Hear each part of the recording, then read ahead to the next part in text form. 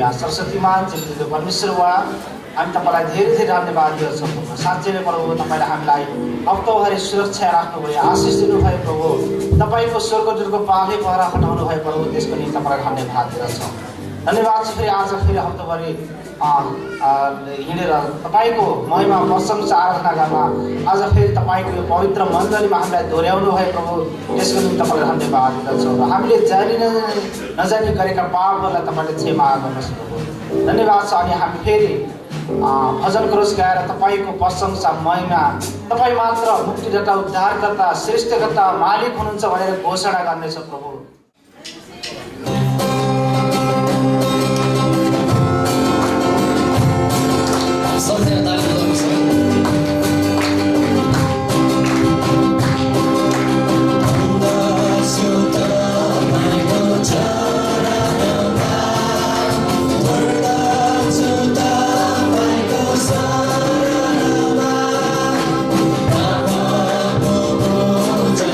जीवन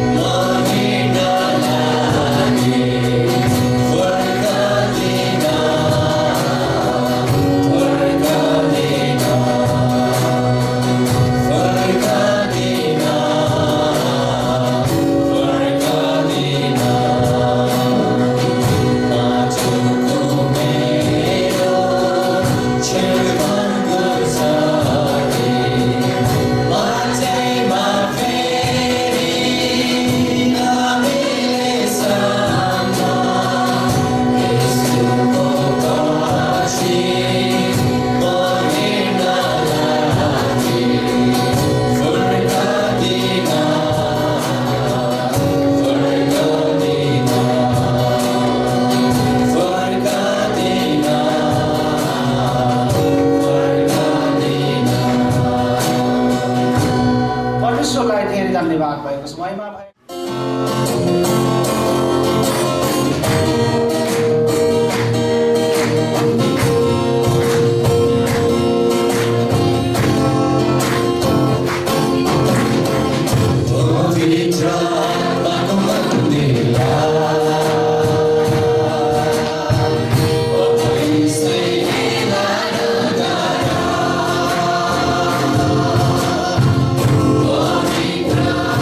Come on.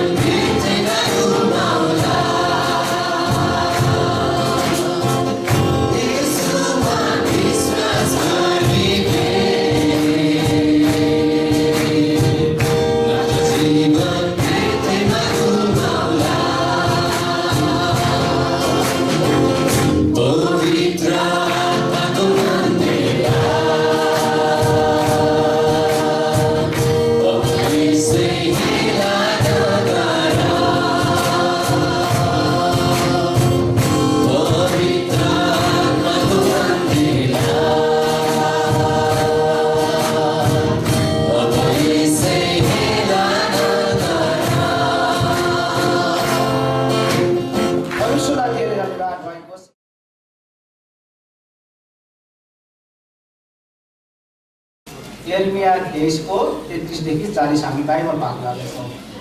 झुटा ईश्वरवाणी र झुटा अगमवक्ताहरू। जब यी मानिसहरूले अथवा कुनै अगमवक्ता वा कुनै पुजारीले परमप्रभुको ईश्वरवाणी के हो अनि तँलाई सोध्यो भने तैँले तिनीहरूलाई भन्नु, कुन ईश्वरवाणी? म तिमीहरूलाई त्याग्नेछु। परमप्रभु भन्नुहुन्छ, यदि कुनै अगमवक्ता परमप्रभु भन्नुहुन्छ, यदि कुनै अगमवक्ता वा पुजारी वा अरू कसैले यो परमप्रभुको ईश्वरवाणी हो भनी दाबी गर्छ भने म त्यसलाई र त्यसको घरानालाई दण्ड दिनेछु। परमप्रभुले के जवाब दिनुभयो वा परमप्रभुले के भन्नुभयो भने तिमीहरू हरेकले आफ्नो छिमेकी वा आफ्नो दाजुभाइलाई सोधिबस्छौ, तर परमप्रभुको ईश्वरवाणी भनेर तिमीहरूले फेरि कहिले उल्लेख गर्नु हुँदैन। किनभने हरेक मानिसको आफ्नै वचन उसको ईश्वरवाणी हुन जान्छ। यसैले तिमीहरूले जीवित परमेश्वर सर्वशक्तिमान परमप्रभु हाम्रा परमेश्वरका वचनलाई भङ्ग्याउँछौ। अगमवक्ताहरूलाई तैँले यसो भनी सोध्ने गर, परमप्रभुले तिमीहरूलाई के जवाब दिनुभयो अथवा परमप्रभुले के भन्नुभएको छ? यद्यपि यो परमप्रभुको ईश्वरवाणी हो भनेर तिमीहरू दाबी गर्छौ, परमप्रभु यसो भन्नुहुन्छ, यो परमप्रभुको ईश्वरवाणी हो भन्ने शब्दहरू तिमीहरूले प्रयोग गर्यौ, तर पनि मैले तिमीहरूलाई भने यो परमप्रभुको ईश्वरवाणी हो भनेर दाबी नगर। यसकारण म निश्चय नै तिमीहरूलाई बिर्सनेछु र मेरो उपस्थितिबाट उठाएर तिमीहरूलाई र मैले तिमीहरूलाई र तिमीहरूका पिता पुर्खाहरूलाई दिएको सहरलाई फ्याँकिदिनेछु। म तिमीहरूमाथि सदा सर्वदाको अनादर सधैँ रहिरहने शर्म ल्याउनेछु, जो कहिल्यै बिर्सिने छैन। आमेन। भजन सङ्ग्रह 108 को 1 देखि 5 सम्म यहाँ यसरी लेखिएको छ, हे परमेश्वर, मेरो हृदय स्थिर छ, म गाउनेछु र मेरो सम्पूर्ण प्राणले म राग बजाउनेछु।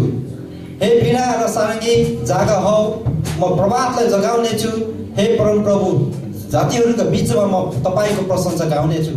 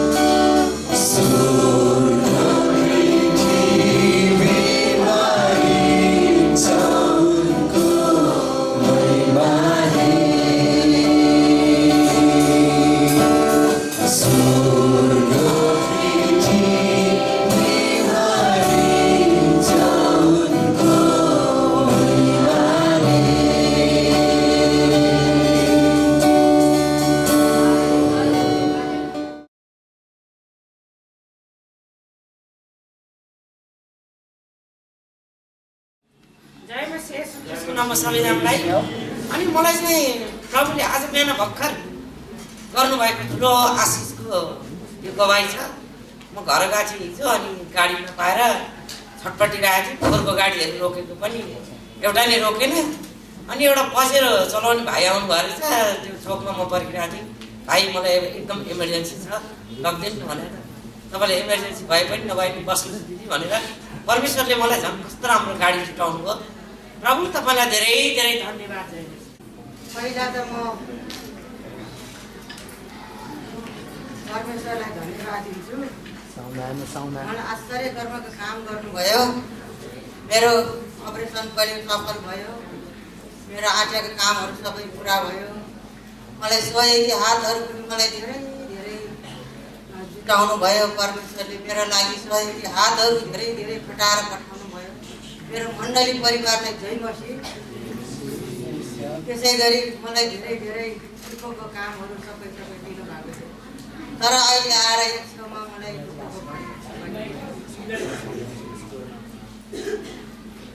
दुःख पनि भयो मलाई। तर म दुःख ठान्दिनँ, किनभने यो सबै परमेश्वरको योजना हो, परमेश्वरको इच्छा हो। यो हुनै पर्ने थियो, भयो। मलाई दुःख लागेको छैन। तर किनभने मैले आज असल श्रीमान गुमाउनु परेकोमा मलाई एकदम एकदम एकदम मैले भन्नै नसक्ने, मैले सोच्नै नसक्ने भयो मलाई आज। किनभनेदेखि यो पनि सबै परमेश्वरकै योजना हुनसक्छ। मलाई धेरै धेरै धेरै नै अहिले अचम्मको घाउ परिरहेको छ। मलाई यो सोच्नै नसक्ने, मैले बिर्सिनै नसक्ने भइरहेको छ। तर परमेश्वरले मलाई सहने शक्ति पनि दिनुभएको छ। आज मण्डली परिवारले मलाई धेरै सहयोग पनि गर्नुभएको छ। हस्पिटलमा पनि मैले धेरै धेरै सहयोगी साथीहरू भेटेँ। कहाँ कहाँको नचिनेको मान्छेले पनि मलाई सहयोग गर्यो। मलाई औषधिहरूको लागि पनि त्यहाँ सबै पैसाहरू तिर्नुपर्ने ठाउँमा पनि मैले सहयोग पाएँ। आधीभन्दा आधी मैले पैसाहरू सहयोग पाएँ। मैले सबै पुरा पैसा तिर्नु परेन। कहाँ कहाँको मान्छेले आएर बोलिदिनु भयो। आज मलाई यति भयो। तर किनभनेदेखि मैले भनेर पनि नहुने रहेछ, तर भएको पनि होइन। तर किनभने यो परमेश्वरको योजना हो, परमेश्वरको यस्तो मण्डली परिवारको प्रार्थनाको उत्तर हो यो भनेर म सोच्दछु। तर किनभने सबैजनाले परमेश्वरको महिमा गर्न सकुन्, सबैजनाले परमेश्वरलाई नै मेरो अब्बा पिता हो भनेर मान्न सकुन्। किनभनेदेखि परमेश्वरले आश्चर्य कर्मको काम गर्नुहुन्छ। यो परमेश्वरको योजनाहरू हामीले यो हो कसो हो के हो हामीले बुझ्न नसक्ने, जुन दिन घडीमा पर्दो रहेछ त्यही बेला मात्रै हामीले बुझ्न सक्ने रहेछ। यो कस्तो होला के होला भनेर हामी पछि नहटौँ, परमेश्वरको योजनामा चाहिँ हामी बढ्दै गर्न सकौँ। तर मलाई जस्तै सहयोगी हातहरू सबैजनालाई मिल्न सक्ने छ। किनभनेदेखि परमेश्वरको महिमा गर्न सक्यो भनेदेखि हामीले सबै कुरो सहयोग पाउने पनि रहेछ, सहयोगी हातहरू पनि मिल्न सक्ने रहेछ। मलाई हस्पिटलमा 2 दिनसम्म म उठेर खान सकेको थिइनँ। मलाई चम्चाले उठाएर मुखसम्म लगिदिने साथी सहयोगी साथी पनि मैले भेटाएँ। आज आएर मलाई एकदम सुख थियो। तर किनभने मलाई सुख र दुःख बराबरी आज तराजुमा राखेर झोकेको जस्तो सुख र दुःख बराबरी भयो आज मलाई। किनभने म दुःख मन ठान्दिनँ, किन मेरो श्रीमानले केही भुल गल्तीहरू केही गर्नुभएको थिएन, केही दुःख नपारिकन आज मलाई छोराछोरी ज्वाइँ असल जुटाइदिनु भएको छ। मलाई सहयोगी साथीहरू पनि धेरै जुटाउनु भएको छ। मलाई सहायता गर्ने छोराछोरी ज्वाइँ जुटाएर आज यति भएपछि तँ बाँच्न सक्छस् भनेर मेरो श्रीमानलाई उठाइ लानु भएको छ परमेश्वरले। म दुःख मन ठान्दिनँ। आज मलाई यस्तो घा परिरहेको छ, तर किनभनेदेखि परमेश्वरको योजना हो यो। मेरो मण्डली परिवारको प्रार्थनाको उत्तर पनि हो। सबैजनालाई जय मसीह। सबैजनालाई जय मसीह र नयाँ वर्षको शुभकामना पनि हजुरहरूलाई। अनि गएको वर्ष म धेरै 2 चोटि म चाहिँ दुर्घटना जस्तै परेँ, किनकि परमेश्वरले मलाई जोगाउनु भयो। किनकि गत वर्ष मेरो नातिको बर्थडे थियो, त्यतिखेर म एउटा साइकल लिनको लागि मेरो छोरा र म गएको थिएँ।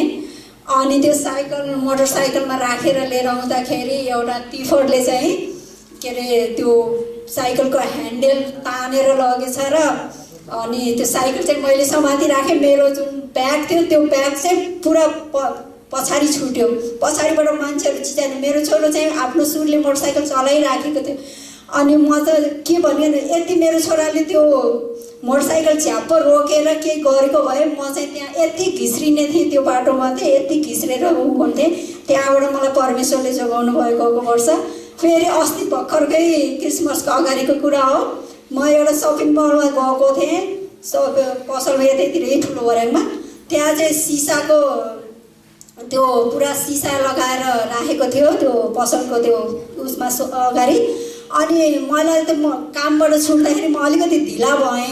अनि मलाई त्यहाँ गएर सपिङ गरौँ कि नगरौँ भन्ने मनमा भइरहेको थियो। अनि मनले त भनिरहेको थियो नजाऊ। तर मलाई एक्कासी त्यो ठाउँमा मलाई यसरी घोघ्राएर लग्यो कि जस्तो मलाई त्यो घोघ्राएकै फिल भयो कि म गएँ। अनि हेर्दाखेरि त्यहाँ सटरमा त्यो सटर चाहिँ खुल्ला, सिसाहरू केही पनि छैन। मैले यस्तै ज्याकेट लगाएर टोपी लगाएको थिएँ। अनि त्यहाँ म केही पनि छैन भनेर त्यहाँभित्र मान्छेहरू 2 जना बसिरहनु थियो बहिनीहरू।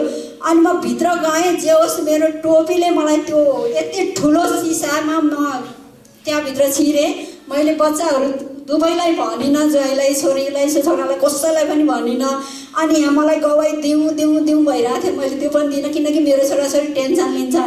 त्यहाँ मैले त्यो पैसा तिर्नुपर्ने सिसामा मलाई त्यो मान्छेहरूले भन्थ्यो कि यो दिदी कसरी बाँच्यो मऱ्यो भन्ठाने थियो। मेरो यसरी सिसामा टाउको अड्किरहेको थियो, झ्राम त्यो सिसा पुरा सटर एक लाइन सटर पुरा लगाइरहेको थियो, त्यहाँ झ्रुम गयो। तर सिसाहरू ठाउँमा मेरो थियो। त्यो टोपीले बचायो। अनि त्यो मान्छेहरू छक्क पऱ्यो यो दिदी कसरी बाँच्यो। केही भएन, जस्ट थोरै नाकमा त्यो अलिकति दागमा त्यो भयो, केही पनि भएन। अनि जे होस् त्यहाँ प्रभुले मलाई बचाउनु, म जान्न भन्दा मलाई त्यहाँ दोहोऱ्याएको कारण म त्यहाँ गएँ। त्यसै कारण परमेश्वरको उपस्थिति खोज्न सधैँ नै जरुरी छ। अनि त्यहाँको मैले पैसा तिर्नुपर्छ दिदी अब तपाईँले भन्नुभयो। अनि मैले ठिक छ पैसा त तिर्छु, तर कति तिर्ने 10-15 हजार त म तिर्न सक्दिनँ। अब मैले तपाईँको पसलमा सपिङ गर्छु भनेर आएको हो, म कुनै नचाहिँदो कुराहरू आएको होइन। म आत्तिएर म सँगै नभएर मैले यति अग्लो पर्खाल पनि थियो, त्यो पर्खाल नआएर म तल झरेको पनि मलाई याद छ, उनीहरूले पनि हेरिरहेछ। अनि म हान्नेर आएको पनि होइन, केही पनि मेरो पनि गल्ती छैन। भने अनि ल दिदी कसरी गर्नुहुन्छ गर्नुहोस् भने त्यहाँ एकजना पुलिस बहिनीले आयो अनि भन्यो अनि हुन्छ मैले त्यहीँ प्रार्थना गरेँ मनले प्रभु तपाईँले मलाई जोगाउनु भएको छ अनि यति धेरै पैसा तिर्न पनि म सक्दिनँ यिनीहरूले कति पैसा भन्ने होला भनेर मैले प्रार्थना गरिरहेको थिएँ अनि ल त्यसो भए 5,000 10,000 तिर्नुपर्छ भने 5-10,000 त म तिर्दिनँ बहिनी किनकि अब तपाईँले यो सटरमा यत्रो सिसा लगाएपछि केही न केही यसमा चिनो त राख्नुपर्छ कि मान्छे भित्र पस्नलाई बाहिर निस्किनलाई त केही चिनो राखेको भए सायद हामी यहाँ सिसा छ है भन्ने थाहा हुन्थ्यो तपाईँले केही नमुनै राख्नुभएको छैन हामी त सोचे खुल्ला छ खुल्ला भित्र भनेर म पसेको हो भनेपछि मैले प्रार्थना गर्दै गएपछि ल दिदी ज्याला स्याला सबै म तिर्दिन्छु अनि तपाईँले सिसाको मात्रै पैसा तिर्नुहोस् न त भने हुन्छ मैले भने म 3,000 4,000 भन्दा म तिर्न सक्दिनँ भने उनीहरूले होइन 10,000 तिर्नुपर्छ होइन म त त्यत्रो सक्दिनँ मैले प्रभुसँग प्रार्थना गरिरहेँ प्रभु तपाईँको इच्छा मैले जानेर होइन उसले हुन्छ ल त्यसो भए तपाईँले 3,000 दिनुहोस् बाँकी म सबै बेहोर्छु भने प्रभुलाई धन्यवाद मलाई यो गत वर्ष दुईटा जोखिमबाट मलाई प्रभुले बचाउनु भयो अनि परमेश्वरलाई धन्यवाद भएको होस् परमेश्वरलाई धेरै धन्यवाद भएको होस् परमेश्वरले तिमी पानीबाट भएर जाँदा पनि दुख्ने छैनौ तिमी आगोबाट भएर जाँदा पनि जल्ने छैनौ भनेर तिम्रो हाल पर्खाल म सधैँभरि हुनेछु तिमीलाई मलाई यति मलाई वचन याद छ कि तिमी अनाथ र बेस्सा छैन तिमीलाई म हरेक पल तिमीलाई सम्हालेर राख्नु चिन्ता नगर फिक्री नगर हरेक कुरामा परमेश्वरलाई धन्यवाद देऊ भनेर फिलिप्पी चाहिँ 4:6 र 7 पदको वचनलाई म सधैँ दाबी गरेर प्रार्थना गरिरहने गर्छु त्यसैले परमेश्वरले गत वर्ष सबै कुराहरू पनि जुटाउँदै लानु भएको छ सफलता दिँदै लानु भएको छ छोराछोरीहरूको पढाइको लागि सबै कुराको लागि तपाईँहरूको प्रार्थनाको उत्तर मैले पाएको छु प्रभुलाई धन्यवाद भन्न चाहन्छु धन्यवाद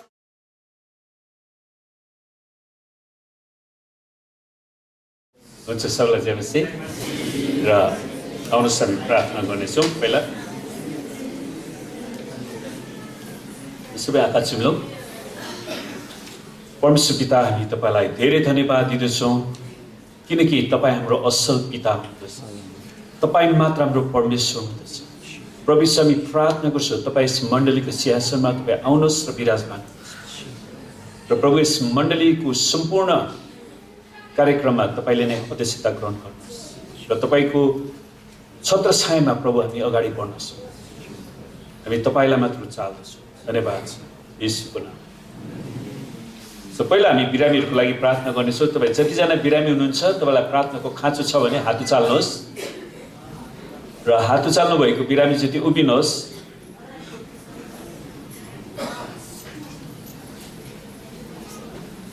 अनि तपाईलाई जहाँ समस्या छ जहाँनिर बिरामी छ दुखाइ छ त्यही हात राख्नु होला आफ्नो हात अनि अरूले बिरामीतिर हात बढाइदिनुहोस् अनि त्यहाँ कोही अशक्त बिरामी छन् भने उनीहरूमाथि पनि हात राखिदिनुहोस् है आउनुहोस् हामी प्रार्थना गरौँ परमेश्वर पिता हामी तपाईँलाई धन्यवाद दिँदछौँ किनकि तपाईँले आफ्नो मुक्तिको योजनामा हाम्रा सबै पापहरूलाई क्षमा गर्नका साथै हाम्रा सबै रोग बिमारहरूलाई निको पार्नुभयो किनकि तपाईँको वचनमा लेखिएको छ उहाँको कुर्राको चोटमा तिमीहरू निको भइसकेका छौ यसै कारण प्रभु हामी प्रार्थना गर्छौँ तपाईँका छोराछोरीको शरीरमा जे जति रोग बिमारहरू शैतानका आक्रमणहरू तन्त्रमन्त्रका श्रापहरू देवीदेवताका श्रापहरू छन् भने त्यसलाई हामी येशूको नाउँमा निस्कने आज्ञा दिँदछौँ र येशूको कुर्राको चोटमा ती सबै रोगहरू निको भइसकेको घोषणा गर्दछौँ पवित्र आत्मा तपाईँले येशूको चङ्गाइलाई बगाइदिनुहोस् प्रभु सुन्नुहोस् हरेकलाई स्वतन्त्र बनाउनुहोस् येशूको नाउँमा र बस्नुहोस् र दोस्रो विषय हामी प्रार्थना गर्नेछौँ बाइबलले भन्छ काम नगर्नेले खाना पनि नखाओस् आमेन हामी मण्डलीमा के पाउँछौँ भनेर होइन तर म परमेश्वरको निम्ति के दिन सक्छु भनेर चाहिँ हामी आउँदछौँ आमेन त्यसैले तपाईँ जतिजना काम गरिरहनु भएको छ तपाईँको अर्थतन्त्रमा तपाईँको कारोबारमा तलबहरूमा वृद्धि चाहिन्छ भने हात उचाल्नुहोस् र हामी म त्यसको लागि विशेष प्रार्थना गर्नेछु यो कुरा पक्का छ है हामी अल्छे मान्छेको लागि प्रार्थना गर्दैनौँ बाइबलले भन्छ काम नगर्नेले के गरोस् खाना पनि नखाओस् सजिलो भाषा त्यसलाई हामी काम गर्नेहरूको लागि मात्रै प्रार्थना गर्छौँ परमेश्वर पिता हामी तपाईँलाई धन्यवाद दिन्छौँ यी मेहनती र परिश्रमी हातहरू जसले तपाईँको वचनअनुसार विभिन्न किसिमको व्यवसायमा रोजगारमा रहेर काम गरिरहनु भएको छ प्रभु तपाईँको जनको अर्थतन्त्रमा तपाईँले बेहिसाब आशिष र उन्नति दिनुहोस् हरेकको कारोबारको भोल्युम बढाइदिनुहोस् हरेकको तलबहरूमा वृद्धि गराइदिनुहोस् प्रभु जतिजनाको रुपियाँ पैसाहरू फसेको छ त्यसलाई हामी येशूको नाउँमा पुट्ने आज्ञा दिँदछौँ प्रभु हामी प्रार्थना गर्छौँ साँच्चै नै हाम्रा मण्डलका हरेक सदस्यले राम्रो शिक्षा दीक्षा असल घाँस कपास प्राप्त गर्न सकुन् र आफ्नो सृष्टिकर्ताको महिमा गर्न सकुन् प्रभु। जसरी प्रभु तपाईँले आशिष दिनुहुन्छ नि हरेकलाई प्रेम बेटी, धन्यवाद बेटी, दशांश बेटी, स्वेच्छाको बेटीहरू दिनलाई पनि सिकाउनु येशूको नाम आमेन। हुन्छ, परमेश्वरलाई धन्यवाद होस्। र आजको हाम्रो विषय छ येशू ख्रीष्ट परमेश्वर हुनुहुन्छ।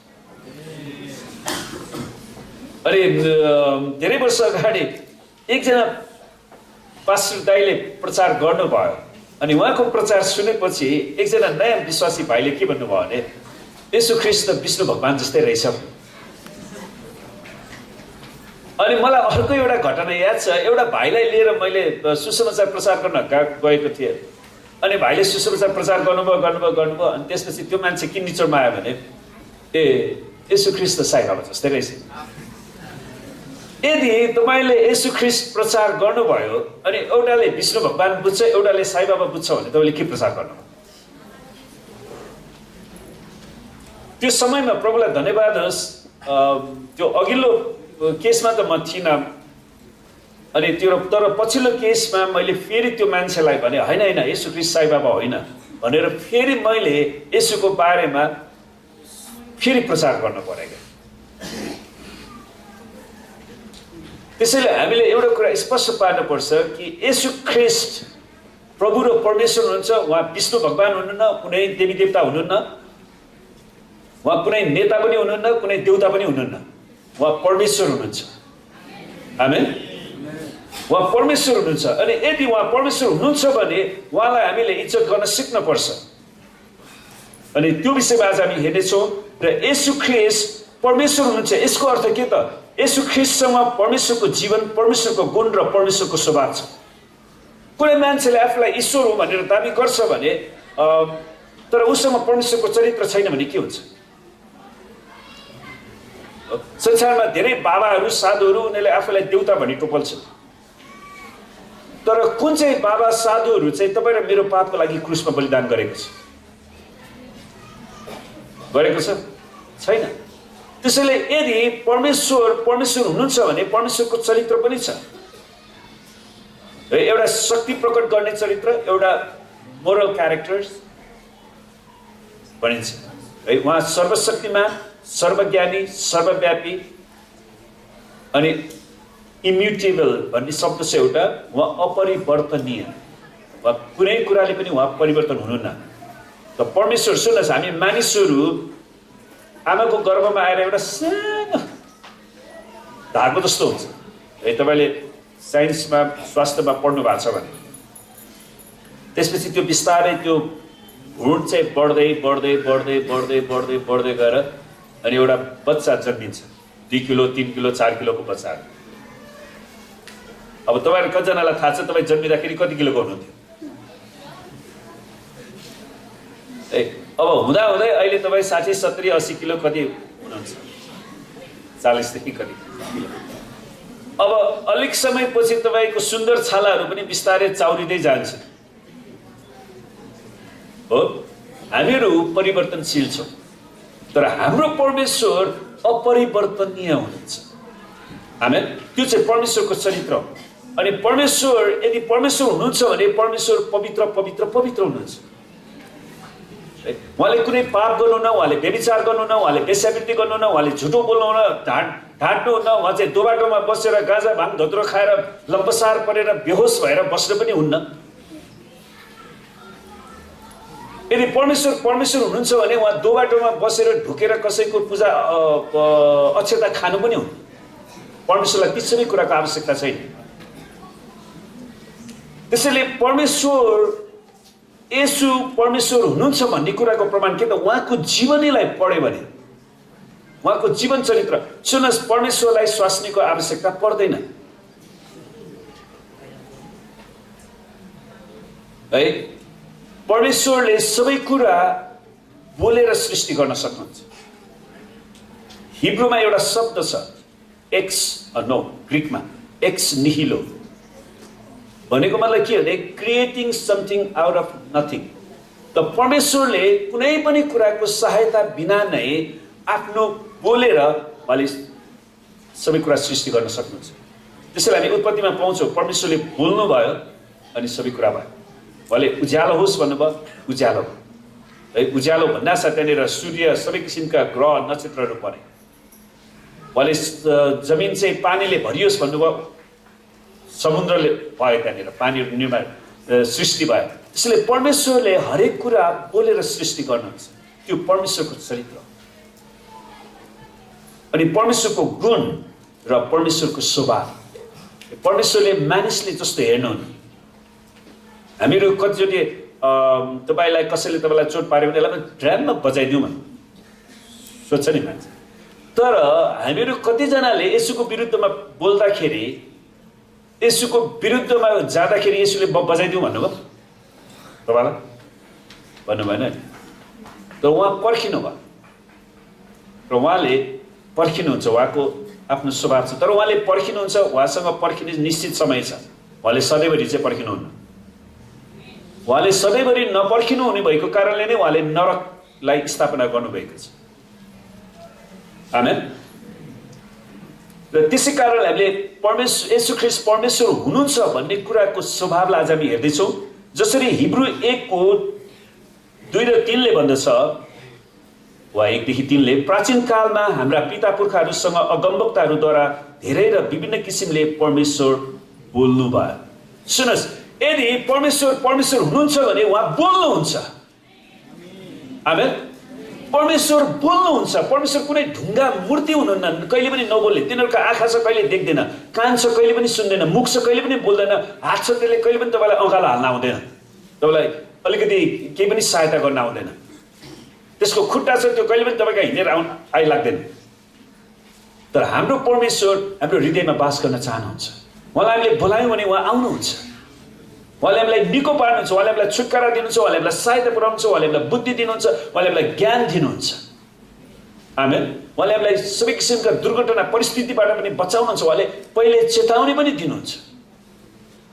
परमेश्वर बोल्नुहुन्छ। तर यी आखिरी दिनहरूमा उहाँ आफ्ना पुत्रद्वारा हामीसँग बोल्नु भएको छ। प्राचीन कालमा चाहिँ उहाँले पिता पुर्खाहरूसँग अगमवक्ताहरूद्वारा बोल्नुभयो। तर अन्त्यको दिनमा परमेश्वर स्वयं मानिस बनेर हामीसँग बोल्नु भएको छ। परमेश्वरलाई धन्यवाद होस्, हाम्रो परमेश्वर बोल्नुहुन्छ। त्यसको मतलब परमेश्वर तपाईँसँग व्यक्तिगत कुराकानी गर्न चाहनुहुन्छ। म हाम्रा जवान छोराछोरीलाई प्रश्न सोध्यो, तपाईँ कतिजना आफ्नो बुवा आमासँग समय बिताउनुहुन्छ, कुराकानी गर्नुहुन्छ? कतिजना गर्दैन भाइ। जो मोबाइल पायो भने त्यो हेरेको हेरे, नानी मान खाना आउन हेरिरहेछ के एउटा नेपालीमा खान्छ नि, नपाउनेले के पायो बोक्रै समेत चपायो। कमसे कम त्यसको सदुपयोग गर्नु पर्यो नि। आमेन।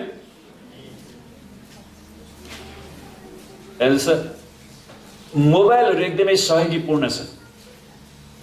उनीहरूले मलाई, सुन्नुहोस्, म इन्डिया जाँदैछु अनि मैले 4वटा सम्मेलनमा बोल्नुपर्ने छ, 4वटा विषय तिनीहरूले मलाई यो शीर्षकमा तपाईँले हामीलाई सिकाउनु पर्छ भनेर 2 दिन अगाडि बताउँछ। म सोमबार फ्लाइट छ अनि सोमबार मङ्गलबार तिनीहरूलाई पढाउनु छ अनि उनीहरूले मलाई भर्खर हिजो मात्रै त्यो कुरा थाहा दिन्छ। र प्रभुलाई धन्यवाद होस्, मेरो मोबाइलको कारणले मैले गुगलमा गएर मेरो पाठहरू सबै हिजोसम्म म पढिरहेको थिएँ। त त्यसको सदुपयोग गर्न सकिन्छ है। त्यहाँनिर धेरै पुस्तकहरू खोज गर्न सकिन्छ, त्यहाँबाट पाठ तयार गर्न सकिन्छ। तर कोही मान्छेहरू खालि त्यसको खालि दुरुपयोग मात्र, कति फेसबुक मात्र कति हेरे हो, त्यो कमेन्ट मात्र कति हो। त्यसैले मैले चाहिँ फेसबुकै खोलेको छैन। प्रभुलाई धन्यवाद होस्, त्यसले मेरो धेरै टाइम चोर्दो रहेछ क्या। आज धेरैजनाको टाइम चाहिँ फेसबुकले चोरिरहेछ है। त्यसैले मेरो फोनमा मैले 3-4वटा बाइबल त त्यतिकै डाउनलोड गरेको छु विभिन्न किसिमको। त्यसैले म त्यतातिर चाहिँ ध्यान दिन्छु।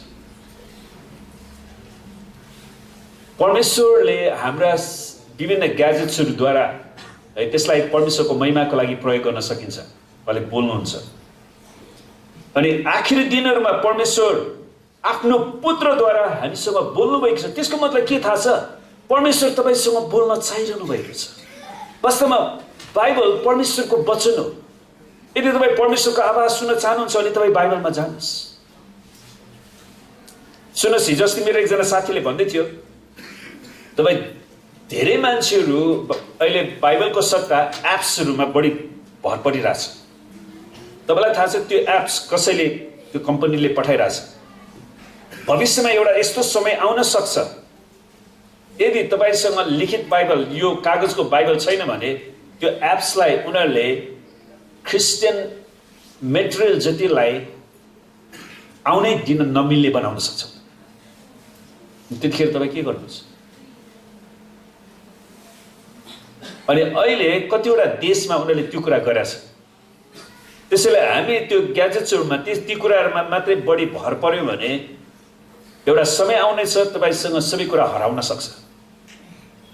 त्यसैले हामी प्रत्येकले आफ्नो यो बाइबल चाहिँ किन्नुहोस्, यो बाइबल पढ्ने बानी गर्नुहोस्। आमेन। अनि परमेश्वर आफ्नो वचनद्वारा बोल्नुहुन्छ। हाम्रो परमेश्वर बोल्नुहुन्छ, त्यो परमेश्वरको चरित्र। पुत्रलाई नै उहाँले सबै कुराको उत्तराधिकारी नियुक्त गर्नुभयो। त येशू ख्रीष्टलाई नै सबै कुराको उत्तराधिकारी। त्यसैले परमेश्वरको जे जति कुरा छ त्यो परमेश्वरको।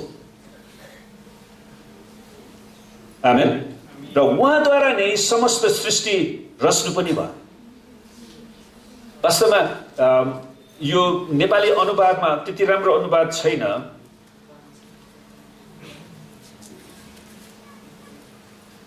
यो खास परमेश्वरले भन्नुभयो उज्यालो होस् भन्ने जुन शब्द छ नि, त्यो परमेश्वरले भन्नुभयो भन्ने जुन शब्द छ त्यसलाई तार्गममा, यहुदीहरूको बाइबलमा कसरी अनुवाद गरेको छ भने the word of the lord shed, परमप्रभुको वचनले भन्नुभयो। खास त्यो त्यसरी अनुवाद हुनुपर्ने हो। परमप्रभुको वचनले भन्नुभयो उज्यालो होस् अनि उज्यालो भयो। त्यसै कारणले यूहन्नाले त्यो कुरा लेख्छ नि, यूहन्ना 1:1 आदिमा वचन थियो, वचन परमेश्वरसँग थियो, वचन नै परमेश्वर थियो, सबै थोक उहाँद्वारा हुन आएका, कुनै एक थोक पनि उहाँ बिना हुन आएन। त्यसैले सबै थोक उहाँद्वारा हुन आए। कसरी हुन आए त? किनकि परमेश्वरको वचनले भन्नुभयो। सृष्टि नै परमेश्वरको वचनले गर्नुभएको। अनि त्यही वचन देह हुन आयो भनेर यूहन्ना 1:14 भन्दछ। यानी त्यो वचन येशू ख्रीष्ट हुनुहुन्छ। आमेन। त्यसैले येशू ख्रीष्ट सृष्टिकर्ता परमेश्वर हुनुहुन्छ। उहाँद्वारा नै समस्त सृष्टि रच्नु पनि भयो। उहाँ नै परमेश्वरका महिमाको प्रतिबिम्ब। परमेश्वरको महिमाको प्रतिबिम्ब। प्रतिबिम्ब भनेर थाहा छ? तपाईँले ऐना हेर्नुहुन्छ नि, ऐनामा तपाईँले आफ्नो अनुहार देख्नुहुन्छ नि। त्यसैले येशू ख्रीष्ट परमेश्वरको प्रतिबिम्ब हुनुहुन्छ र परमेश्वरकै स्वभावको वास्तविक प्रतिरूप हुनुहुन्छ। त्यसैले हामीले एउटा कुरा के बुझ्नु पर्यो भने त्यहाँनिर झुटा शिक्षाहरू छन्। कसैले के सिकाउँछ भने येशू नै पिता, येशू नै पवित्र आत्मा। त्यो कुरा होइन। पिता पुत्र हुनुहुन्न, पुत्र पवित्र आत्मा हुनुहुन्न, वा त्रिएक परमेश्वर। तर उहाँहरूको एउटै स्वभाव छ, एउटै चरित्र छ, उहाँहरूको एउटै मन छ। उहाँहरू विभाजित हुनुहुन्न। परमेश्वरलाई धन्यवाद होस्, हाम्रो परमेश्वरमा झगडा पर्दैन कहिले पनि। आमेन। त उहाँ परमेश्वरकै स्वभावको वास्तविक प्रतिरूप हुनुहुन्छ र सम्पूर्ण विश्वलाई आफ्नो शक्तिको वचनले सम्हाल्नुहुन्छ। सम्पूर्ण विश्वलाई, सृष्टि गरेका सम्पूर्ण कुरालाई, हरेक एटम्सहरूलाई, पार्टिकल्सहरूलाई उहाँले आफ्नो नियन्त्रणमा राख्नुहुन्छ। पापको शुद्धि गर्नुभएपछि महिमित परमेश्वरको दाहिने बाहुलीपट्टि उच्च स्थानमा उहाँ विराजमान हुनुभयो। त्यसैले उहाँले पापको शुद्धि गर्नुभएपछि, येशू ख्रीष्ट क्रुसमा बलिदान हुनुभएपछि संसारको कुन चाहिँ साधु बाबाहरू, देवी देवता छन् जसले तपाईँ र मेरो पापको लागि क्रुसमा बलिदान दिएका छन्? कोही पनि छैन। र त्यो समयमा पृथ्वीनारायण शाहले भुल नबुझेको भए उनले इन्डियामा सुसमाचार प्रचार गर्न आउने दुईटा कुरा थियो। एउटा इस्ट इन्डिया कम्पनी थियो है, तिनीहरू व्यापारीहरू थिए, तिनीहरू पनि सेतो छाला थिए। अर्को सुसमाचार प्रचार गर्ने जो छुट्टै व्यक्तिहरू थिए, जो इस्ट इन्डिया कम्पनीसँग उनीहरूको केही पनि सरोकार थिएन। तर इस्ट इन्डिया कम्पनीले त्यो गोरोपनको फाइदा उठाएर तिनीहरूले इन्डियालाई जुधाउने र बजाउने गरेर सारा इन्डिया कब्जा गर्थ्यो उनीहरूले। तर नेपालमा पृथ्वीनारायण शाहले त्यो कुरालाई बुझ्न नसक्दाखेरि अनि ख्रिस्टियानिटीलाई चाहिँ साम्राज्यवादी भनेर त्यस किसिमले उनीहरूले आरोप पाए। जबकि अहिले मान्छेहरू जब अमेरिकामा बेलायतमा जान्छ त्यहाँ पनि धेरै मान्छेहरू क्रिस्चियनै छैन। अनि बल्ल उनीहरूले अहिले बिस्तारै बुझ्दैछ र अहिले धेरै कम मानिसहरूले मात्रै ख्रिस्टियानिटीलाई विदेशी धर्म भन्न थालेछ अझ है, धेरै थोरैले मात्र। सुन्नुहोस्, हामीले परमेश्वरको वचनलाई प्रकाश गर्नको लागि तपाईँ र मेरो जीवनले प्रस्तुत गर्नुपर्छ। अनि हामी येशूसँग सङ्गत गर्छौँ, येशूको वचन सुन्छौँ, येशूको वचन बोल्छौँ भने मात्र हामीले मानिसहरूलाई परमेश्वर ठिकसँग चिनाउन सक्छौँ। र हाम्रो प्रभु येशू मात्रै क्रुसमा बलिदान हुनुभयो अनि हाम्रो प्रभु येशू ख्रीष्ट परमेश्वर पिताको दाहिने बाहुलीपट्टि उच्च स्थानमा विराजमान हुनुभयो। अनि उहाँले तपाईँ र मेरो निम्ति अर्ज विन्ती गरिरहनुहुन्छ, उहाँले प्रार्थना गरिरहनु भएको छ। सुन्नुहोस्, यदि कसैले प्रार्थना गर्न सिकेको छैन भने त्यो लाटो बच्चा हो। कहिलेकाहीँ परिवारमा मान्छेहरू बच्चाहरू जन्मिन्छ त्योसँग बोलिनै छैन। अनि क्रिस्चियन परिवारमा जब एउटा बच्चा जन्मिन्छ प्रभु येशूलाई विश्वास गर्छ अनि उसले येशूसँग प्रार्थना गर्न सिकेको छैन भने त्यो बिस्तारै मर्छ। त्यसैले प्रार्थना एकदमै महत्त्वपूर्ण कुरा, हामीले प्रार्थना गर्नु पर्यो। अनि उहाँ परमेश्वरको पुत्र हुनुहुन्छ, अर्थात् उहाँमा पिताको जीवन र स्वभाव छ। परमेश्वर पिताको जे स्वभाव थियो त्यो येशूमा छ अनि येशूमा त्यो जीवन छ। जब एकजना यहुदी व्यक्तिले यूहन्नाको सुसमाचार पढे उनी यो निचोडमा आए कि उहाँ मानिसभन्दा अझ बढी उहाँ परमेश्वर हुनुहुन्छ। एकजना यहुदी मान्छे उसले यूहन्नाको सुसमाचार पढिसकेपछि येशू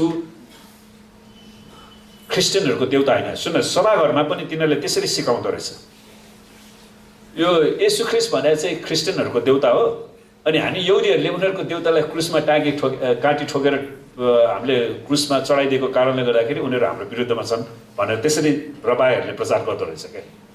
तर जब पहिलोचोटि यो यहुदी भाइले यूहन्नाको सुसमाचार उसले पढे पुरै पुस्तक, त्यसपछि यो निचोडमा आयो कि होइन उहाँ एउटा क्रिस्चियनहरूको एउटा देउता होइन, उहाँ परमेश्वर हुनुहुन्छ। आमेन। त्यो कुरा उनी निचोडमा आयो। त्यसैले सुन्नुहोस्, पढ्नु एकदमै महत्त्वपूर्ण छ, तपाईँले पढ्नुपर्छ। धेरै मान्छेहरू पढ्ने बेलामा चाहिँ स्कुल नजाने पढ्न जाउँ नानी भन्दा ल गर्न गयो, बिहा गर्ने हतार भयो अनि अहिले उसलाई धेरै ठुलो जागिर चाहिएको छ, पढ्दै नपढेको उसलाई धेरै तलब चाहिएको छ। अब सुन्नुहोस्, कतिजना मान्छेहरू दुईवटा घरेलु सम्बन्धी चलाएर 10,000 जागिर खान जान्छ अनि उसँग सिकाउने के त के पनि छैन। गयो उसँग कहिले मासुको भात खान खोज्यो, आज खसीको मासु पकाऊ भने, कहिले कुखुराको मासु पकाऊ भने बचत त छैन। अनि कसैले चाहिँ त्यो प्रभुको वचन सुनाइदिन्छ कि भनेर उसलाई लिएर आफै खुसखुस कुरा गरे। हेर्नुहोस् त, त्यसैले योग्यता विहीन मानिसहरूले परमेश्वरको सेवकाई गर्दैनन्। आमेन। खालि दुःख सुखको कुरा बाँड्ने होइन क्या सङ्गति भनेर। त्यो सङ्गति भनेको परमेश्वरको वचनलाई पहिलो स्थान दिनुपर्छ र परमेश्वरको वचनलाई सिकाउन पर्छ। आमेन।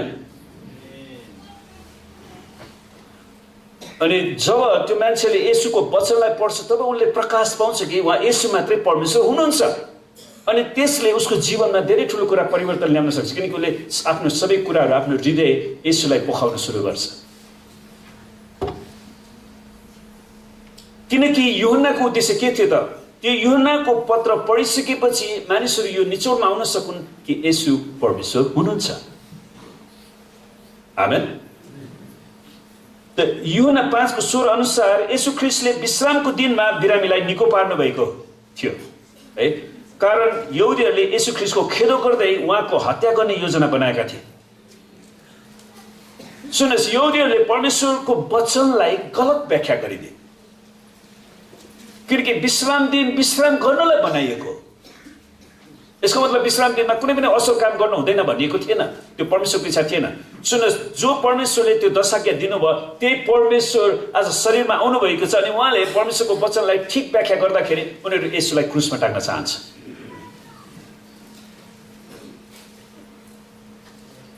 किनकि मानिसले बनाएको यहुदी परम्परा विपरीत त्यसको उल्लङ्घन गर्दै विश्राम दिनमा प्रभु यीशुले निको पार्नु भएको थियो। त्यो परमेश्वरको इच्छा। हामी कुनै पनि दिनमा निको हुन सक्छौँ। आमेन।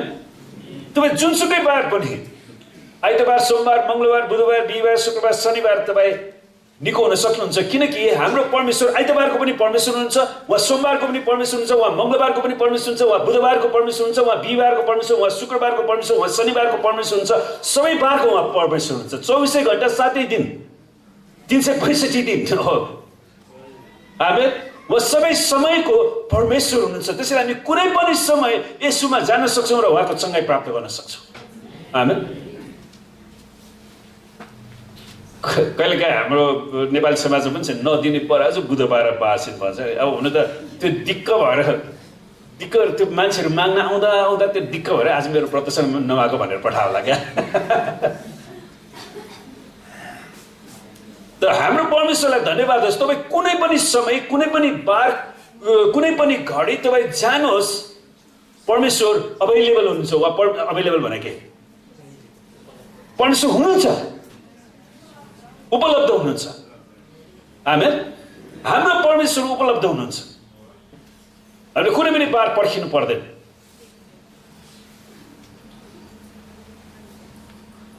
तर यहुदीहरूले चाहिँ त्यो किसिमको परम्परा बनाइदिए। यूहन्ना 5:17 येशूले अचम्मको उत्तर दिनुहुन्छ, मेरा पिताले अहिलेसम्म काम गरिरहनु भएको छ र म पनि काम गरिरहेछु। म परमेश्वरलाई धन्यवाद दिन्छु कि मेरो परमेश्वर अल्छे परमेश्वर हुनुहुन्न। आमेन। उहाँ काम गरिरहनु भएको परमेश्वर पिताले अहिले पनि काम गरिरहनु भएको छ। अनि येशू ख्रीष्टले अहिले पनि काम गरिरहनु भएको छ। त्यसैले हामी पनि त्यो काम गर्ने व्यक्ति बन्छौँ। हाम्रो परमेश्वर अल्छी परमेश्वर हो। उहाँ दोबाटोमा बसेर ढुकेर कसैको धुप छेता पर्खेर बसिरहनु भएको छैन। उहाँले आफ्नो काम गरिरहनु भएको छ। मेरो पिताले अहिलेसम्म काम गरिरहनु भएको छ र म पनि काम गरिरहेछु। यो वाक्यद्वारा येशूले आफैलाई परमेश्वरको बराबरी बताउनु भएको थियो। मेरो पिताले काम गरिरहनु छ, म पनि काम गर्छु, किनकि सम्पूर्ण अधिकार उहाँमा छ। त पिताले जे गर्नुहुन्छ म पनि त्यही गर्छु। अनि येशूले आफैलाई परमेश्वर बराबरी देखाइरहनु भएको थियो, किनकि उहाँ परमेश्वर हुनुहुन्छ। आमेन। कहिलेकाहीँ अख्रिस्टियनसँग तपाईँ छलफल गर्नु भने त्यो त घमण्ड हो। हाम्रो देशको प्रधानमन्त्री केपी ओलीले अहिले नेपालको प्रधानमन्त्री म मात्रै हो भन्यो भने घमण्ड हुन्छ? हुन्छ? हुँदैन नि। किनभने नेपालको कानुन अनुसार हाम्रो देशको प्रधानमन्त्री केपी ओली नै हुनुहुन्छ।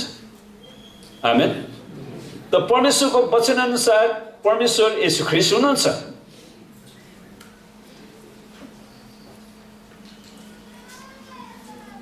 किनकि यहुदी दिमागमा परमेश्वरलाई मेरो पिता भन्नु मसँग परमेश्वरकै तत्त्व वा गुण छ भन्नु हो। परमेश्वरकै इसेन्स, परमेश्वरकै तत्त्व, त्यो गुण छ भन्नु। त्यसैले यहुदीहरूले त्यो कुरालाई राम्रोसँग बुझेका थिए। अनि त्यही कुरा स्वर्गदूतले मरियमलाई पनि बताएका थिए है। अनि मेरा पिताले काम गर्नुहुन्छ र म पनि काम गर्छु।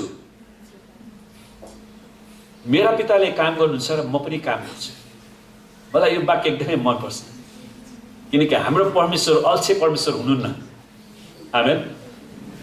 भन्नुको अर्थ के त, उहाँसँग परमेश्वरकै बराबरीको स्वभाव छ भनी दाबी गर्नु हो। उहाँले मर्कुस 2:27 भन्नुहुन्छ, विश्राम दिन वा सब्बात दिन मानिसको लागि बनेको हो, मानिस सब्बात दिनको निम्ति बनेको होइन। त्यही कुरा यहुदीहरूले बुझ्न सकेन। हामीले विश्राम दिनलाई पूजा गर्नको लागि विश्राम दिन बनाएको होइन। हामीले 6 दिनसम्म परिश्रमका साथ काम गर्ने भएको कारण हामीलाई विश्राम चाहिन्छ। हामीलाई शारीरिक विश्राम चाहिन्छ, हामीलाई आत्मिक विश्राम चाहिन्छ। त्यसैले हामी परमेश्वरको उपस्थितिमा आउँछौँ, परमेश्वरको वचन सुन्छौँ। परमेश्वरको वचनले हामीलाई शक्ति प्रदान दिन्छ, उहाँले हामीलाई अभिषेक दिनुहुन्छ। हाम्रा सबै ज्वारहरू भाँचिन्छन्, हाम्रा चिन्ता फिक्रीहरू पीडाहरू परमेश्वरले लिनुहुन्छ। उहाँले हामीलाई निको पार्नुहुन्छ, उहाँले हामीलाई स्वास्थ्य पार्नुहुन्छ, उहाँले हामीलाई छुटकारा दिनुहुन्छ। अनि हामी फेरि 6 दिनको लागि परमेश्वरको महिमा गर्नलाई तयारी हुन्छौँ। आमेन। त्यो कुरालाई यहुदीहरूले बुझ्न सकेनन्। साथै सब्बात दिन वा विश्राम दिन परमेश्वरको निम्ति बनेको होइन। परमेश्वरलाई कुनै विश्राम दिनै चाहिँदैन नि। तपाईँ भन्नुहुन्छ होला परमेश्वरले 6 दिनसम्म काम गर्नुभयो र 7औं दिनमा विश्राम गर्नुभयो, यसको अर्थ परमेश्वर अब सुत्न जानुभयो भन्ने होइन नि। अब परमेश्वर चाहिँ अब मैले 6 दिनसम्म सृष्टि गरेँ, अब म सुत्न गएँ भनेर बस सुत्न जानु भएको होइन। किनकि भजन सङ्ग्रह 121 को 4 ले भन्छ, साँच्चै नै इजरायललाई रक्षा गर्नुहुने चाहिँ न त उग्नुहुन्छ न सुत्नुहुन्छ। तर परमेश्वरलाई धन्यवाद होस्, हाम्रो परमेश्वर है, जसले इजरायललाई रक्षा गर्नुहुन्छ, जसले उहाँको आफ्नो मण्डलीलाई रक्षा गर्नुहुन्छ, आफ्नो जनहरूलाई रक्षा गर्नुहुन्छ, उहाँ न त उग्नुहुन्छ न सुत्नुहुन्छ। तर सृष्टि गर्ने काम सिद्धिएको सकिएको कारण उहाँले त्यस कामबाट चाहिँ विश्राम लिनुभयो भन्ने हो। सृष्टि, त्यो सृष्टि काम, अरू काम त छन्। तर यदि परमेश्वर मस्त निन्द्रामा जानुभएको भए उहाँले सृजना भएका सबै कुराहरू नष्ट हुने थिए। किनकि परमेश्वरले ती सबै कुरा बनाउनु भएपछि त्यसलाई संरक्षण पनि गरिरहनुहुन्छ, उहाँले मर्मत पनि गर्नुहुन्छ।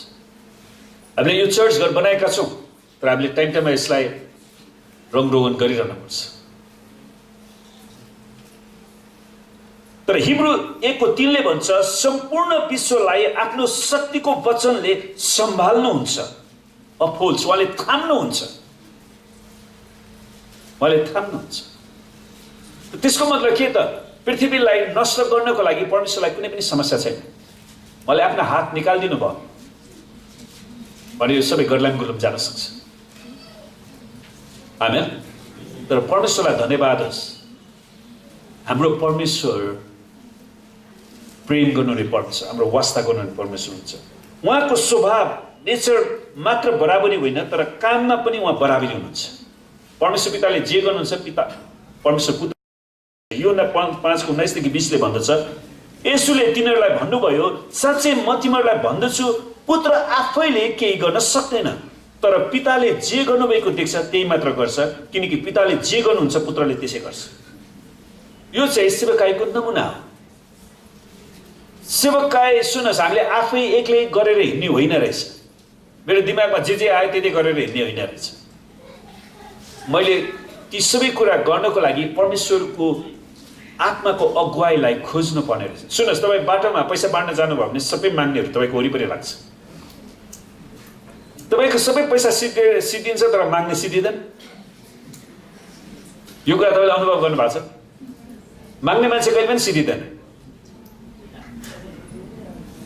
अनि यो चाखलाग्दो कुरा यो, माग्नेको झोला कहिले पनि भरिँदैन। फेरि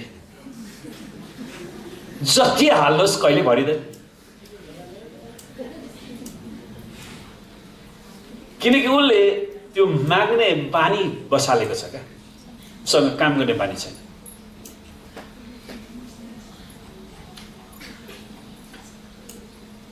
त्यसै कारणले हामीले कुनै पनि व्यक्तिलाई सहायता गर्नुभन्दा अगाडि प्रार्थना गर्नु चाहिँ राम्रो।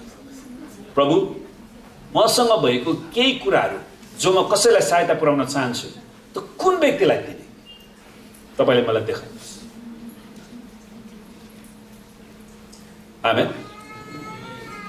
किनकि बाइबल भन्छ, लिनुभन्दा दिनु अझ असल हो, तर कसलाई दिने त्यो चाहिँ परमेश्वरले देखाउनुहुन्छ।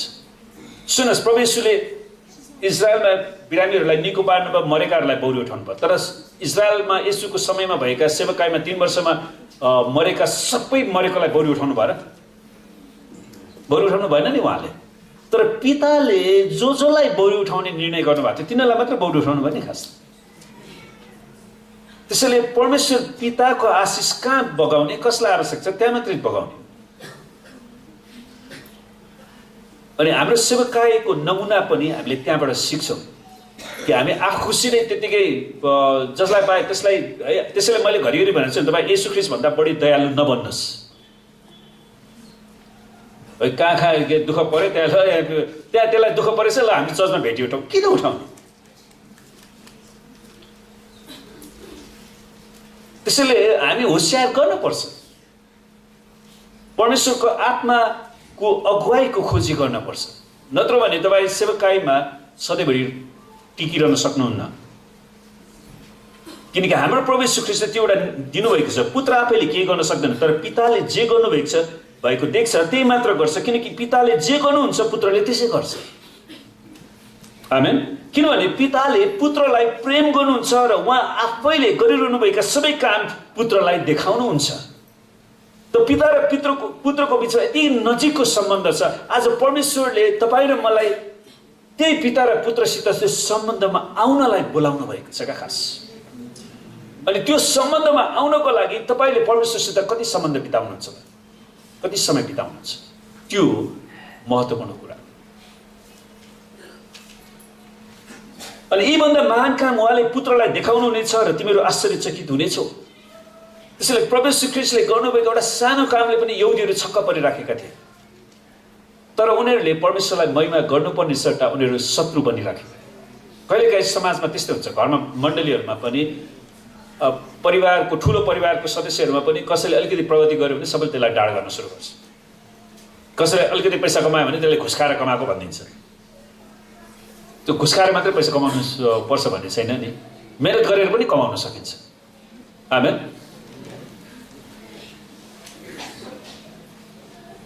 यसले उहाँ पितासँगै काममा बराबरी हुनुहुन्छ भन्ने देखाउँछ। पिताले जे काम गर्नुहुन्छ पुत्रले त्यही काम गर्नुहुन्छ भने पिता र पुत्र बराबर हुनुहुन्छ। पिता परमेश्वर हुनुहुन्छ, पुत्र परमेश्वर हुनुहुन्छ। आमेन। उहाँले भन्नुहुन्छ परमेश्वरले ठ्याक्कै जे गर्नुहुन्छ म पनि त्यही नै गर्छु। यदि सब्बात दिन वा विश्राम दिन तोडेकोमा तिमीहरू मलाई देखाउँछौ भने परमेश्वरलाई पनि, तिमीहरू मलाई दोस्याउँछौ भने परमेश्वरलाई पनि दोस्याऊ।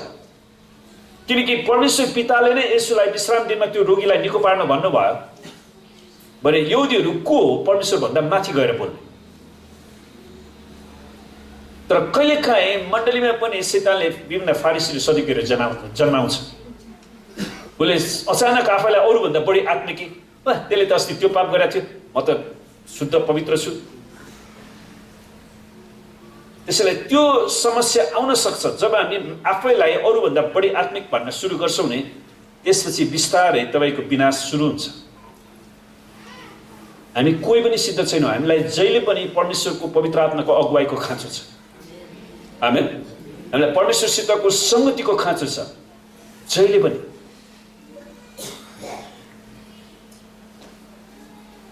परमेश्वरलाई भन उसले तपाईँको सब्बात दिनलाई तोड्यो, किनकि परमेश्वरले गर्नुभएको काम गरिराखेको छु, म परमेश्वरलाई पछ्याउँछु। परमेश्वरले त्यही भन्न खोज्नु भयो।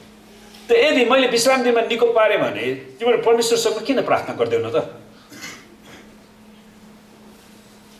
परमेश्वर पिताले उत्तर दिने हुने थियो नि उनीहरू, तर उनीहरू त्यो गर्न सट्टा उनीहरू गुटबन्दी बनाए।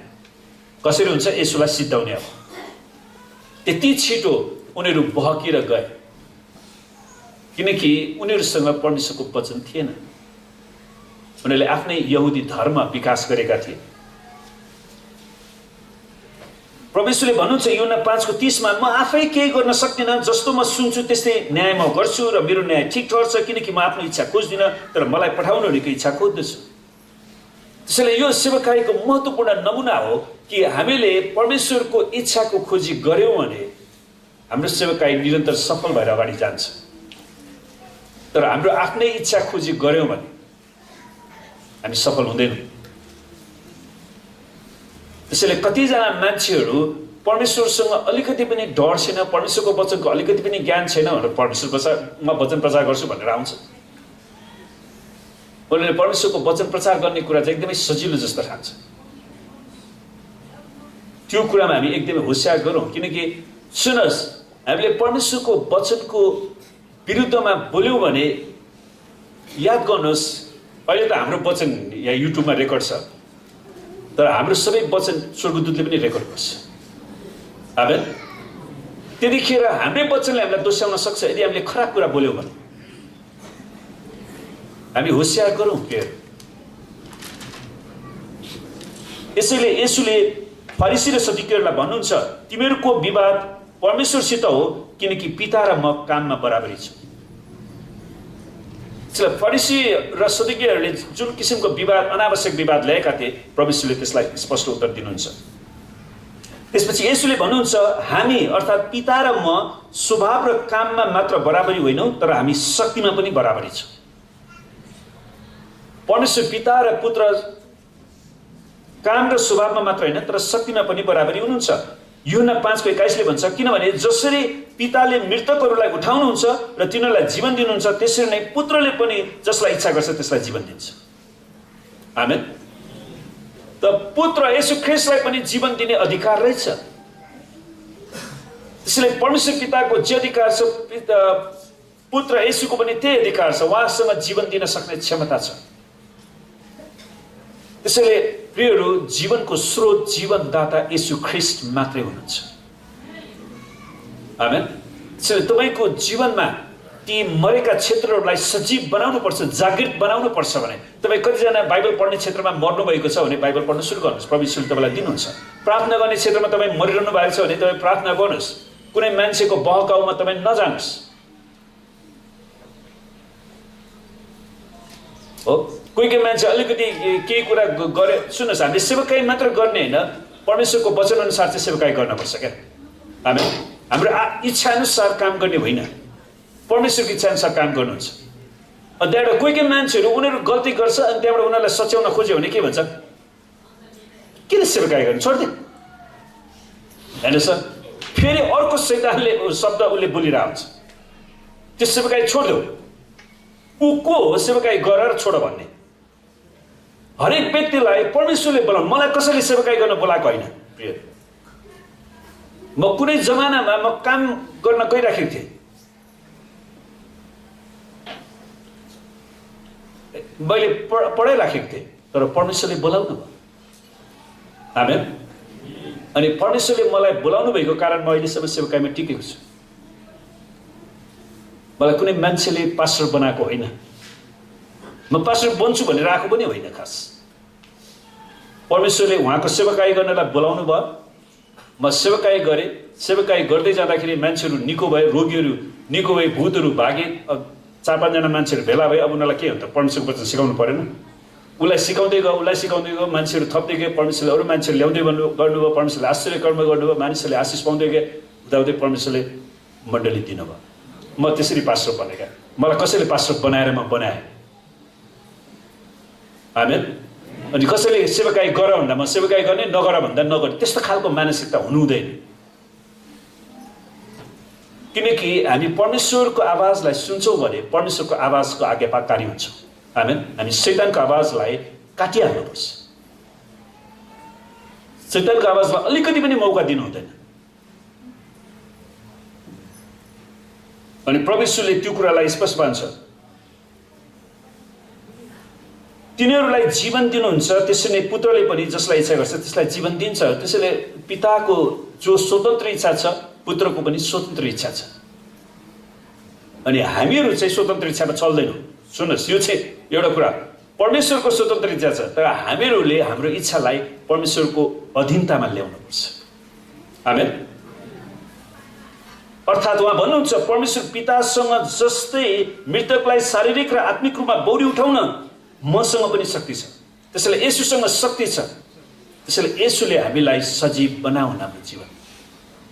जसरी उहाँ सर्वोच्च परमेश्वरको पुत्र हुनुहुन्छ, उहाँसँग सर्वोच्च परमेश्वरको स्वभाव छ। उहाँले सर्वोच्च परमेश्वरको काम गर्नुहुन्छ र उहाँ सर्वोच्च परमेश्वरसँगै शक्तिमा बराबरी हुनुहुन्छ। आमेन।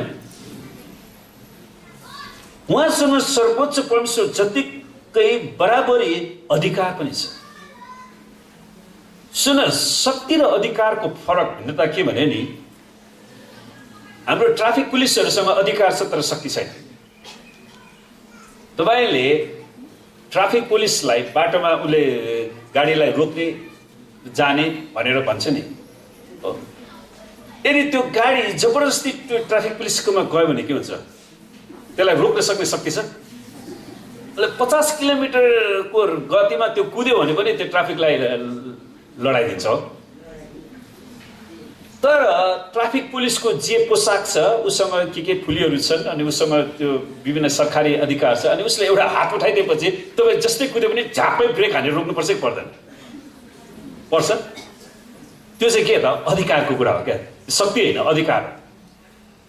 किनभने कोही कोही मान्छे, सुन्नुहोस्, मैले कोही कोही ड्राइभरहरू दिक्क लागेर बिचरा एकजना त्यो कलङ्कीमा एउटा इन्सपेक्टर मान्छेलाई उसले खिचेरै मारिदियो क्या, एउटा ड्राइभर। किन भन्दाखेरि पछि उसलाई सोद्धाखेरि पुलिसले धेरै दुःख दियो अनि त्यहाँबाट मेरो पालो यसपालि चाहिँ किनिदिन्छु भन्यो। अब संसारको मान्छे प्रभु यीशुलाई चिनेको छैन, त्यसलाई रिस उठ्यो। अब उसलाई कुनै अर्का भनौँ न बाटोमा सडक गाडी हिँडाइसकेपछि अरू मान्छेको जीवनलाई ध्यान दिनु पर्दैन हामीले। तपाईँलाई गाडी जानेछ भने जो पाए त्यो मान्छेमाथि किचेर हिँड्नु मिल्छ र? परमेश्वरलाई धन्यवाद होस् ट्राफिक पुलिसहरूको लागि, आमेन, ताकि हाम्रो गाडी राम्रोसँग सुरक्षा साथ अगाडि जान सकोस्, कसैको हत्या नभइकन। तर कोही कोही मान्छेहरूको दिमाग बिग्रेको हुन्छ, उनीहरूलाई जीवनको रक्षा छैन। कसैलाई केही गर्न चाहन्छ, ऊ जसलाई पनि मार्न चाहन्छ, हत्या गर्न चाहन्छ, ऊ हत्यारा हो। त्यहाँ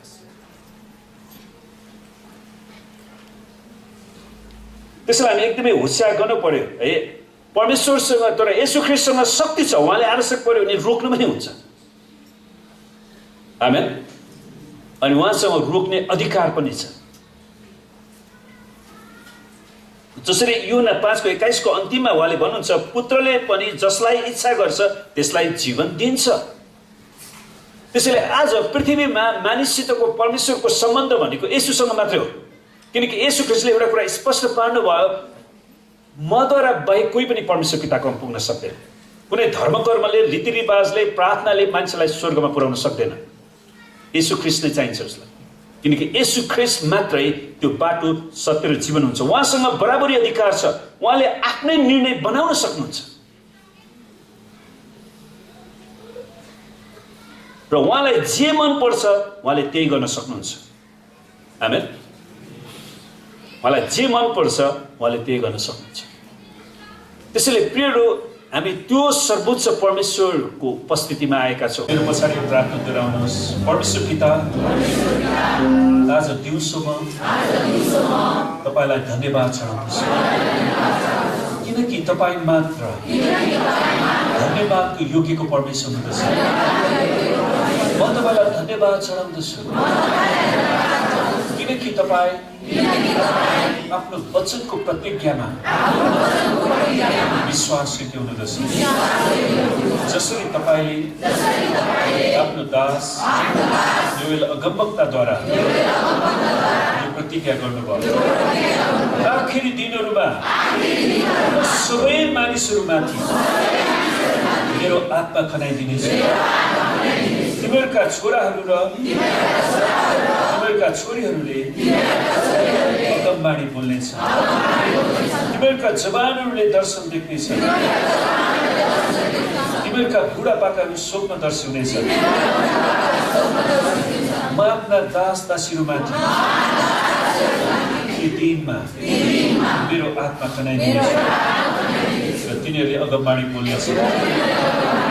अनि जसले परमप्रभुको नाउँ लिनेछ त्यसले उद्धार पाउनेछ।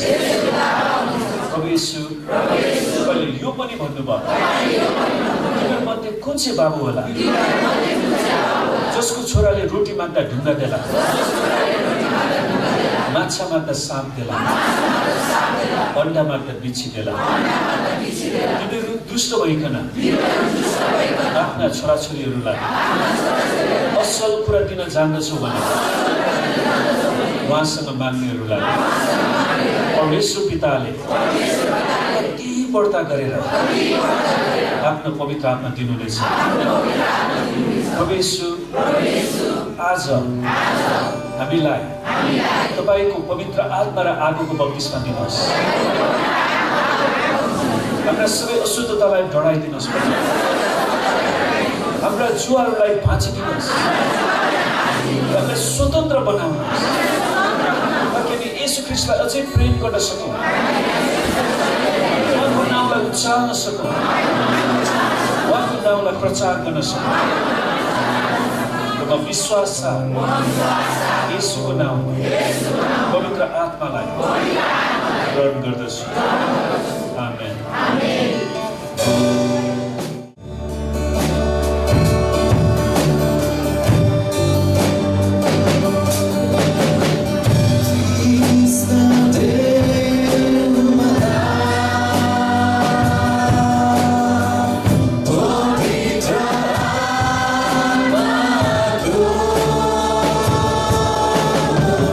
Trees are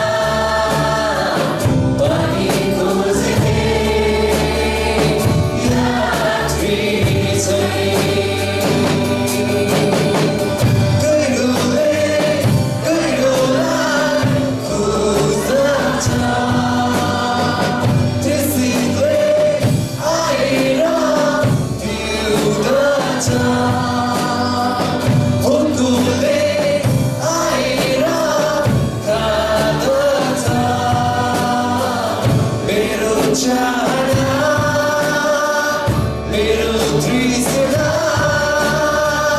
यसो हो मेरो भरोसा मेरो इच्छा यसो हो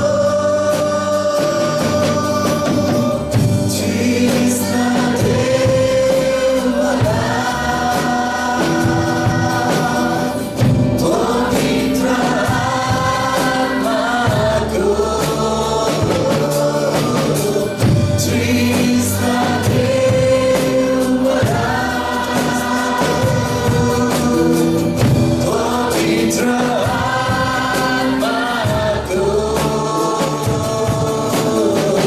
पिउनेछु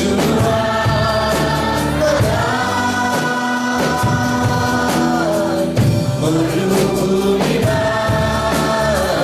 पानी खोज्ने यात्री झैँ पिउनेछु आत्मालाई मरुभूमिमा पानी खोज्ने यात्री झैँ साँच्चै प्रभु हामी तपाईँको आत्माको खुसी छौँ हामी तपाईँको आत्माको भोग छौँ ओजनालाई जय मसी गुरुमा आउनु भएपछि त मलाई यहाँबाट पुरै करेन्ट लागे जस्तै भयो अनि मेरो हात खुट्टा अनि टाउकोहरू पुरै मेरो करेन्ट लागे जस्तै भयो परमेश्वरलाई धेरै धेरै धन्यवाद परमेश्वर पिता हामी तपाईँलाई धेरै धन्यवाद दिँदछौँ किनकि तपाईँ हाम्रो असल पिता हुनुहुन्छ हामी तपाईँलाई धन्यवाद दिन्छौँ तपाईँ काम गरिरहनु भएको छ र तपाईँले आफ्नो आत्मा खनाइरहनु भएको छ आफ्नो वचन बोलिरहनु भएको छ हामीलाई उत्साह दिइरहनु भएको छ हामीलाई निको पारिरहनु भएको छ हामीलाई छुटकारा दिइरहनु भएको छ किनकि तपाईँ जीवित परमेश्वर तपाईँ मात्र सर्वोच्च परमेश्वर हुनुहुन्छ हामी तपाईँलाई धन्यवाद दिन्छौँ प्रभु आज जो जति आउन सक्नु भएन कोही रोगी बिरामी हुनुहुन्छ भने उनीहरूलाई हामी येशूको नाममा चङ्गाइको घोषणा गर्छौँ कोही घटी कमीमा छन् भने उनीहरूको आवश्यकतालाई पुर्याउने आज्ञा दिँदैछौँ प्रभु हामी प्रार्थना गर्छौँ यो हप्ताभरिका हाम्रो सेवाकायमा यात्रामा पढाइमा सबै कुरामा तपाईँले आशीर्वाद दिनुहोस् प्रभु हाम्रो मण्डलीका जो जति सदस्यहरू देश बाहिर हुनुहुन्छ प्रभु अनि उहाँको साथमा पनि तपाईँ रहनुहोस् उहाँलाई सेवा समितिहरू जुटाउनुहोस् प्रभु अनि उहाँको घाउ चोटहरूमा तपाईँले मलमपट्टि लगाइदिनुहोस् उहाँको अभावहरूमा तपाईँले रुपियाँ पैसाहरू जुटाइदिनुहोस् प्रभुजी तपाईँले आशिष दिनुहोस् पिता हामी तपाईँलाई धन्यवाद दिँदछौँ परमेश्वर पिता हामी प्रार्थना गर्छौँ साँच्चै परमेश्वर तपाईँले यस पुनरुत्थान एक्लेसिया मण्डली परिवारलाई आशिष दिनुहोस् र प्रत्येकलाई प्रभु तपाईँले रक्षा गर्नुहोस् र परमेश्वर तपाईँले आफ्नो मुख यस मण्डलीमाथि चम्काउनुहोस् र हरेकलाई तपाईँले अनुग्रह गर्नुहोस् परमेश्वर हामी प्रार्थना गर्छौँ तपाईँले आफ्नो चेहरा प्रभु यस मण्डलीका हरेक सदस्यमाथि प्रकाश गरिदिनुहोस् र प्रभु यस मण्डलीका हरेक सदस्यलाई परमेश्वर तपाईँको शान्तिले भन्नुहोस् र तपाईँको नाउँमा यस मण्डलीका हरेक सदस्यमाथि उचालिन सकियोस् हामी तपाईँलाई धन्यवाद दिन्छौँ धन्यवाद छ परमेश्वर पिताको ग्रेट परमेश्वर ख्रीष्टको अनुग्रह र पवित्र आत्माको सङ्गति र सहभागिता हामीहरू हरेकसित आजदेखि सदा सर्वदा रहिरहँ येशूको नाम सदा जय मसीह